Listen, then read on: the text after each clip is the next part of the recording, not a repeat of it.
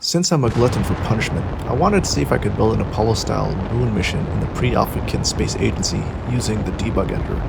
The debug editor where you can't save and reload a vehicle. I opted not to use a debug rocket engine with a specific impulse of 27,000 seconds, as it's a bit cheaty, and instead to rely on the hydrogen-burning L91 with a more realistic efficiency of about 400 seconds at sea level to 430 or 440 in vacuum depending on which version of the engine. After initially winging it with no luck, I ended up planning the stages in Excel to make sure I had enough thrust to weight and delta V at each stage. Starting from the top down, I have the command service module, followed by the lunar ascent descent module. I ended up using primarily the 3x3 fuel tanks because surprisingly they held about 90% the propellant as the larger tanks. Next is the third stage for the trans-lunar injection. Then the second stage to circularize the orbit. We've got a core first stage and a pair of side boosters for the initial launch.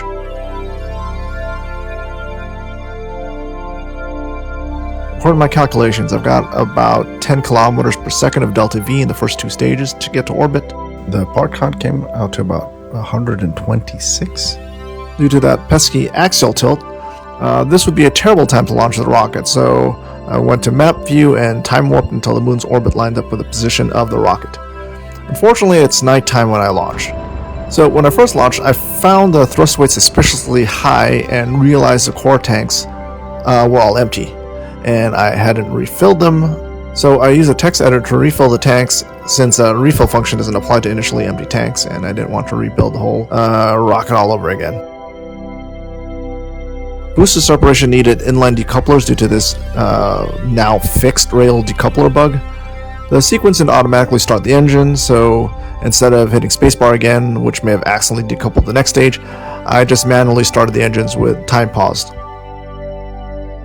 Third stage has got 4 kilometers per second, which is a big fudge factor in case second stage doesn't get to circular orbit, since we'll need about 3 kilometers per second for a trans-lunar injection. Got into a 332 by 306 kilometer orbit on the second stage. After a quick save with some kind of error that may be due to my text editing, I set up the trans-lunar injection. I still got plenty of juice in the second stage, so I expend that first before firing the dedicated trans-lunar injection third stage. I used engine gimbaling to line up because I realized I'm quickly running out of RCS fuel, which I'll need for rendezvous and docking.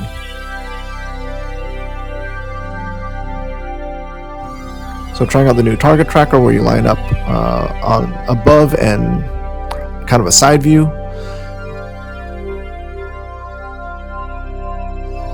So adjusting the trajectory to get a closer PE at the moon.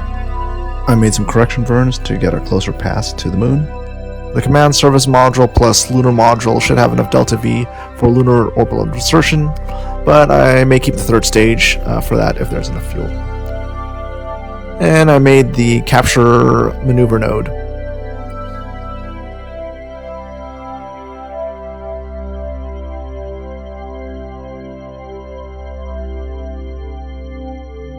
The plan is to land with the lunar module ascent/descent stack, and then later launch with just the ascent stack to rendezvous with the command module, like Apawlo did, dock and send the command service module back to Earth.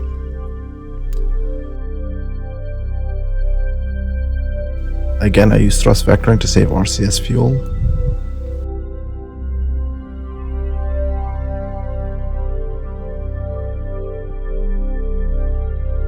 After a lunar orbital injection, I set up a circularization burn.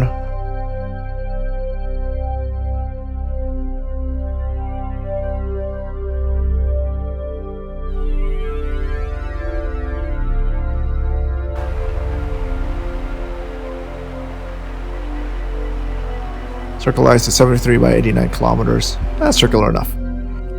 Waiting for dawn so I don't have to land on the night side.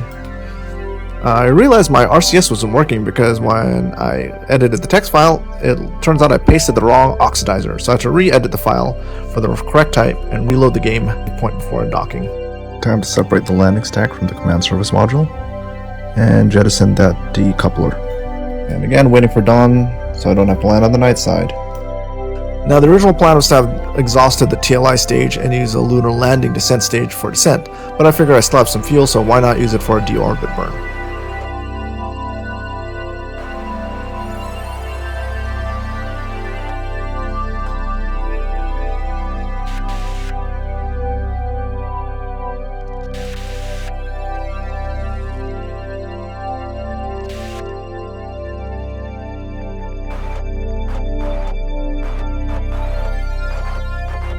Okay, pretty ugly landing. I'm out of practice. Good thing there's no collision damage. We have a Caturn V to do some science, which unfortunately is rather limited since they can't walk yet. Nor can they get back into the capsule. So we have our first lunar colonist, Catunist. We wait until the CSM starts coming back and launch with the Ascent stage. Problem, the Ascent stage is so small, RCS kind of overdoes it, so it can't stabilize it. So it's constantly burning RCS fuel. This will exhaust before docking. Good thing I used the TLI stage for deorbit, leaving enough fuel in the descent stage to launch the whole thing to lunar orbit.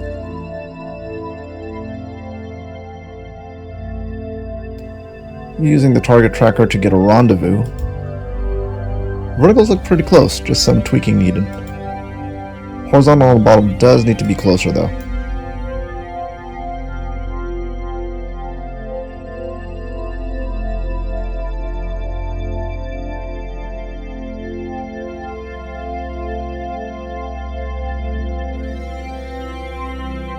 Rendezvous is in the dark, but you can see the closest approach.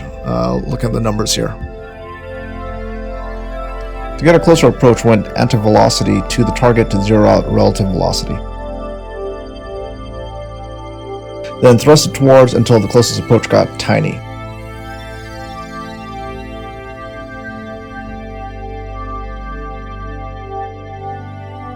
I waited until I was at the closest, and then zeroed out the relative velocity again.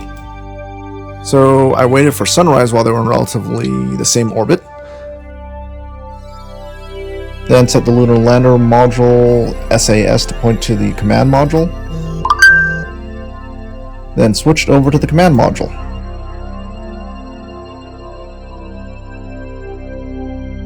Now using RCS to dock to the lunar module. The LEM must have run out of RCS fuel as it's not maintaining attitude. Unlike KSP, docking isn't automatic, so you do have to click on it, and there's no collisions yet, so I just kinda waited until they lined up. I slowed time to 0.1x to make docking timing a little easier. Chilled over the moon while waiting for the trans-Earth injection.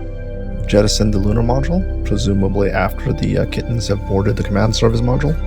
I set up the maneuver node and set it to auto and found a bug. Turns out the craft was pointing backwards, so I ended up flipping it and continued the burn. Plenty of fuel though.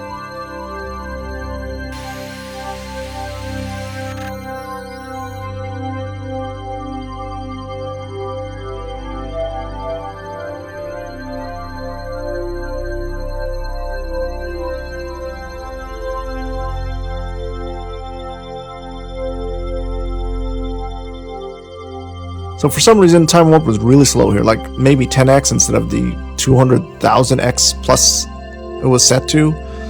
So I tried destroying various debris. Well, I couldn't destroy the cat on the service, that'd just be kind of cruel. Nothing seemed to help.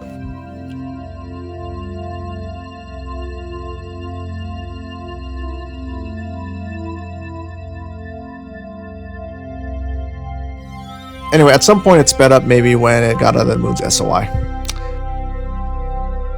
I made a correction burn to drop the perigee to below the atmosphere, around 50 kilometers, I think.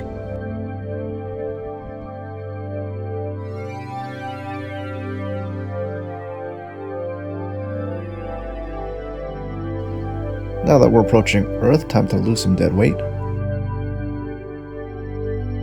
So I jetted the service module, but I couldn't close the solar panels. In hindsight, I should have had those on the service module. Now we got re-entry before any re-entry effects have been added.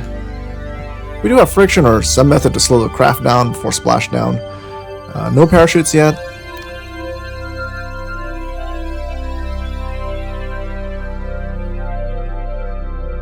And here we land in this beautiful ocean. Kudos, Black Rack.